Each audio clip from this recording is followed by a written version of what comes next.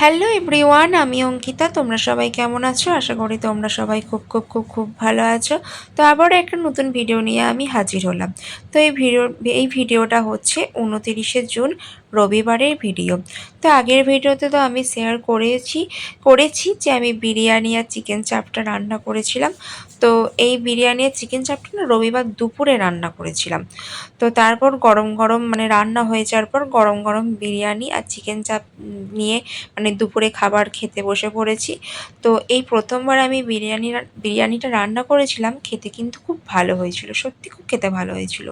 নিজে করেছি বলে বলছি না, তবে খেতে খুব ভালো হয়েছিল। তো দেখো মানে আমি প্লেটে সাজিয়ে নিয়েছি বিরিয়ানি, চিকেন চাপ আর স্যালাড দিয়ে।